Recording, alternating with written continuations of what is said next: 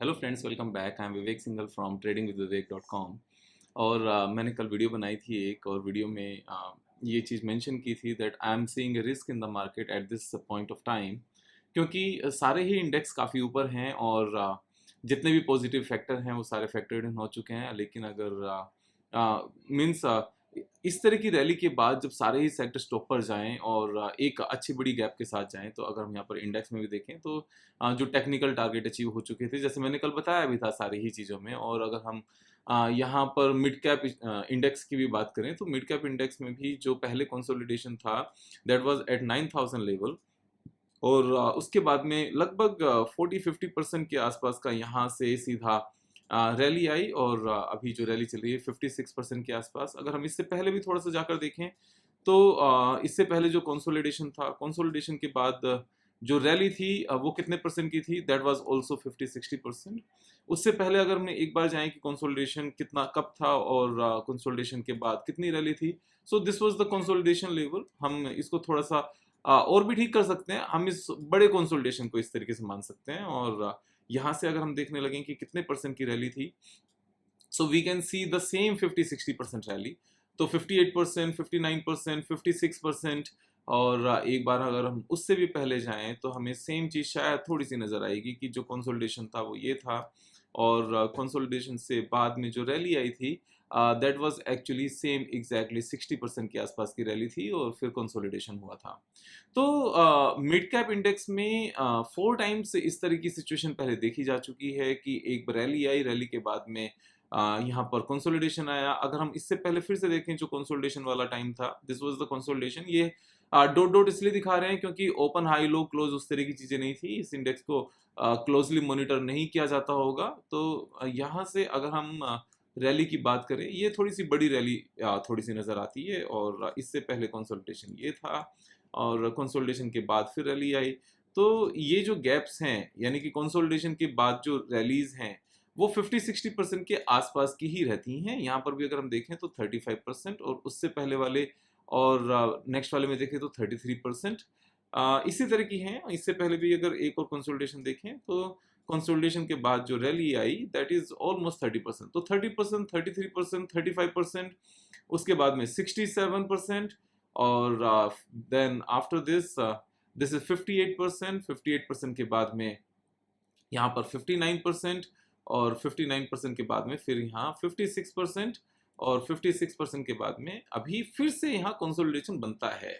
क्योंकि last 3 rally अगर हम देखने लगे तो 63, 58 और 59, 56, उससे पहले नेक्स्ट रैली आने से पहले जो कंसोलिडेशन होते थे वो 30% के आसपास पर थे। तीन की हम बात कर रहे हैं, और हमने 2004 से लेकर अब तक का ये पूरा मिड कैप इंडेक्स को हमने यहाँ पर चेक किया। ऐसे में जब पूरा इंडेक्स चेक करने के बाद में, और कंसोलिडेशन यहाँ शुरू होता हुआ भी नजर आ रहा है, बार बार वापस से जैसे मैंने बताया कि ऊपर ओपन होती है मार्केट और नीचे आनी शुरू हो जाती है, तो सेम यहाँ पर ये आप देखो कि सेम ही लेवल पर जाकर रेजिस्टेंस फील हो रहा है। और सेम इस बार थोड़ा सा ब्रेकआउट भी दिया, ब्रेकआउट, लेकिन वो साफ साफ नजर आता है कि फेक ब्रेकआउट था। एज सच ब्रेकआउट था भी नहीं, थोड़ा सा सिर्फ ऊपर की तरफ क्रॉस हुआ, लेकिन फिर स्पीड से नीचे आने की वापस से बात हुई। तो ये चीजें मार्केट में थोड़ा सा ऐसा है कि कंसोलिडेशन आ सकता है। अब कंसोलिडेशन के टाइम पर क्या होता है कि कुछ स्टॉक जो अंडर वैल्यूड होते हैं वो थोड़े से ऊपर भी जाते हैं, और कुछ स्टॉक जो ओवर वैल्यूड है, जिस जो स्टॉक्स बेसिकली इस पूरी रैली को लेकर गए थे, अगर हम यहाँ पर ध्यान से देखें, जिन स्टॉक्स ने ये पूरी रैली यहाँ पर बनाई थी, दिस रैली, इस रैली में जो स्टॉक्स ऊपर गए थे वहां प्रॉफिट बुकिंग हो रही होती है, उनको निकाला जाता है, और इस रैली में जो स्टॉक्स नहीं चले उनमें पैसा वापस से डाला जाता है। तो कंसोलिडेशन के टाइम पर भी एक चीज ध्यान से समझना, जो फंड मैनेजर्स हैं, जैसे म्यूचुअल फंड हाउसेस हैं, पीएमएस हाउसेस हैं, या फिर जो इंटरनेशनल फंड मैनेजमेंट कंपनीज हैं, गोल्डमैन सैक्स, Morgan Stanley, JP Morgan, Macquarie, Barclays वगैरह वगैरह, ये लोग भी ये फंड हाउसेस भी अपने क्लाइंट का पैसा वापस देने में इंटरेस्टेड नहीं होते। ये हमेशा एक जगह से दूसरी जगह पैसे को री इन्वेस्ट करने में ज्यादा इंटरेस्टेड होते हैं, क्योंकि अगर क्लाइंट के पास पैसा वापस एक बार चला गया तो शायद वो किसी दूसरी जगह उसको इन्वेस्ट कर देगा, रियल एस्टेट में, प्रीसियस मेटल में वो इन्वेस्ट कर देगा, तो फिर वापस पैसा नहीं आएगा, और कमीशन जो उनको मिलती है वो शायद नहीं मिल पाएगी। तो ऐसा अक्सर देखा गया है। और ऐसा ही होता है, रियल एस्टेट वाले भी कभी नहीं चाहेंगे कि उनका पैसा रियल एस्टेट से निकल कर और इक्विटी मार्केट में चला जाए, सो वो भी उसी चीज़ को लगातार पिच करते रहेंगे। तो ऐसे में जब सेक्टर रोटेशन सामने नज़र आए, तो इस चीज़ का ध्यान रखना होता है कि कहाँ पर पैसा लगाया जाए, और इंडिविजुअल स्टॉक्स में अपॉर्च्युनिटीज़ हमेशा अभी भी दिखेंगी। तो ऐसे में होगा क्या, जो स्टॉक बहुत ज़्यादा ऊपर चल रहे हैं, जो लास्ट लाइफ टाइम हाई से 100% गेन देकर न्यू लाइफ टाइम हाई बना चुके और रैली में 100% का गेन दे चुके, शायद वहाँ से पैसा निकलेगा, क्योंकि वो ओवर वैल्यूड हो गए हैं, और दूसरे स्टॉक्स में पैसा डलेगा। अब वो दूसरे स्टॉक्स कौन से हैं? वो दूसरे स्टॉक्स फाइंड आउट करने की कोशिश करना, जो लार्ज कैप और मिड कैप स्टॉक्स ने पिछले 3-4 इयर्स में रैली नहीं दिखाई, और एक्यूमुलेशन लगातार वहां पर हुआ होगा, ऑफ कोर्स, क्योंकि प्रॉफिटेबिलिटी यहाँ पर लगातार बढ़ती गई है, तो उनमें अब रैली आने शुरू होने के चांसेस होंगे।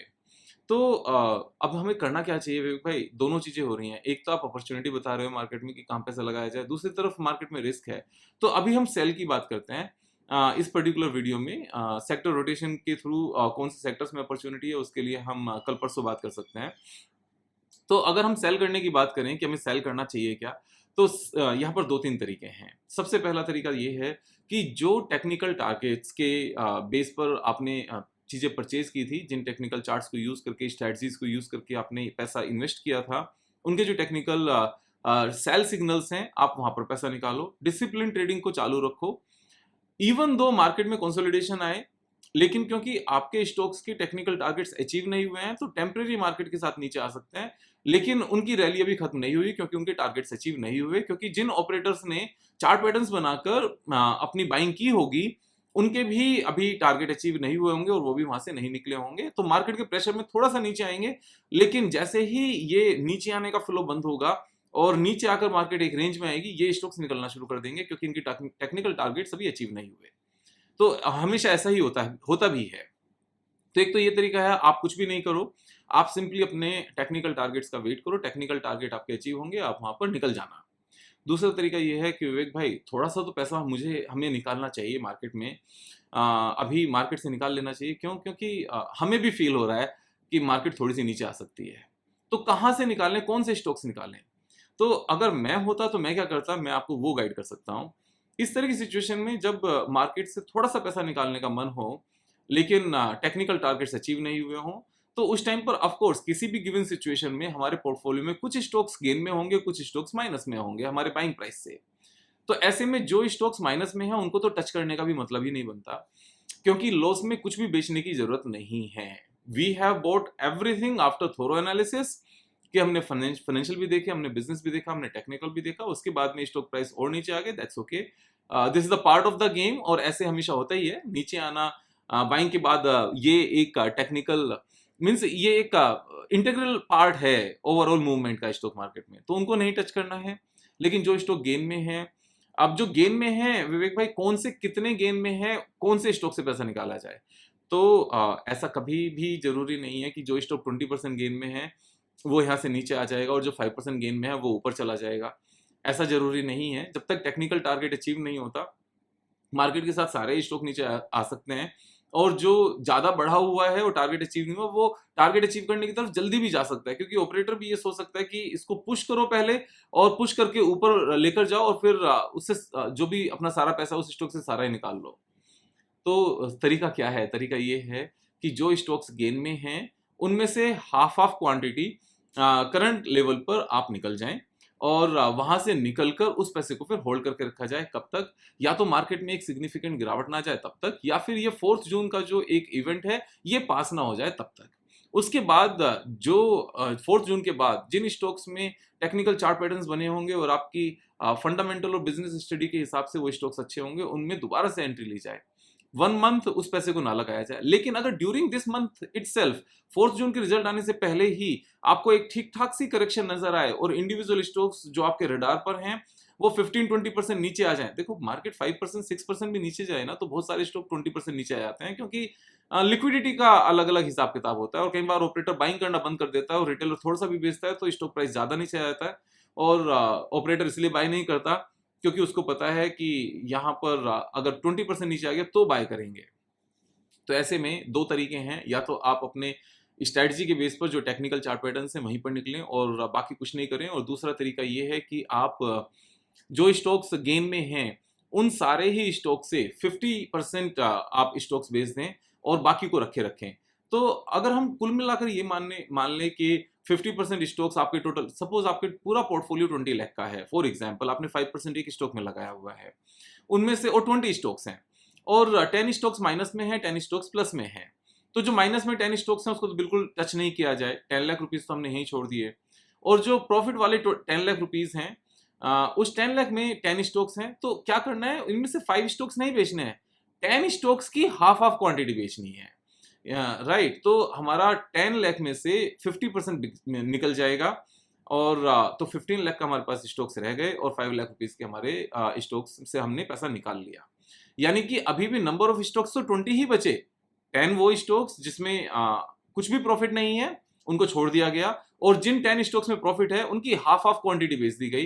तो number of stocks will remain 20 और आपका टोटल पोर्टफोलियो का 25% कैश में पैसा निकल जाएगा। उसको आप रख सकते हो और उसको वापस से लगाने का जो वक्त होगा वो होगा कि या तो 4 जून से पहले मार्केट में एक ठीक ठाक सी गिरावट आ जाए, आपको स्टॉक्स और अच्छे वैल्यूएशन पर मिलने शुरू हो जाएं, और या फिर दूसरा होगा कि आप अगर ये गिरावट इस तरह की नहीं आती है तो 4 जून के बाद एक बार ये पूरा इवेंट निकल जाए, उसके बाद में फ्रेश तरीके से स्ट्रेटजीज के बेस पर, टेक्निकल चार्ट्स के बेस पर पैसे लगाए जाएं। तो दोनों में से किसी भी तरीके को यहाँ पर अपनाया जा सकता है। जब मैं ये सब बातें करता हूँ तो यहाँ पर मैं सिखाने के पॉइंट ऑफ व्यू से करता हूँ, आपको ये सब बात का पता है, लेकिन फिर भी सेबी गाइडलाइंस को ध्यान में रखते हुए जो चीज़ें ऑलरेडी पता हैं फिर भी एक दोबारा से रिपीट करना जरूरी होता है कि मेरी किसी भी वीडियो में एक्चुअल में कोई रिकमेंडेशन नहीं होती। मेरा पर्पज होता है कि अगर मैं उस सिचुएशन में होता तो मैं क्या करता, और क्योंकि आप मुझे एक टीचर के रूप में देखते हो, बड़े भाई छोटे भाई के रूप में देखते हो, तो इन बातों को शेयर करना आपके साथ मुझे अपनी रिस्पॉन्सिबिलिटी, ड्यूटीज भी नजर आती हैं। तो इसीलिए मैं आपके साथ शेयर करता हूँ कि अगर मैं होता तो क्या करता। तो मेरे सिचुएशन में भी सेम चीज़ हुई होती कि या तो मैं स्ट्रेटजी के बेस पर फॉलो कर रहा होता या फिर मैं यहाँ पर जो प्रॉफिट में स्टॉक्स हैं उनका 50% क्वांटिटी निकाल रहा होता। अब पॉइंट ये आता है विवेक भाई, तो अब ये बता तो दोनों में से आप कौन सा ऑप्शन यूज कर रहे हो। तो मेरा ऑप्शन ये है कि मैं अपनी जो टेक्निकल स्ट्रेटजीज जो हैं, अपनी स्ट्रेटजीज उनके जो टेक्निकल टारगेट्स हैं मैं वहीं पर निकलूंगा। मैं मार्केट से एग्जिट नहीं कर रहा हूँ, I am not selling anything. अगर टेक्निकल टारगेट अचीव होते रहेंगे तो मैं निकल जाऊंगा। अब पॉइंट ये आता है कि विवेक भाई तो आंखों के सामने मार्केट नीचे जा रही है और आप फिर भी बैठे रहोगे, तो देखो ये डिसिप्लिन ट्रेडिंग का पार्ट है। ओवरऑल जो फॉल रहेगा वो 2-3-4 मंथ्स का रहेगा।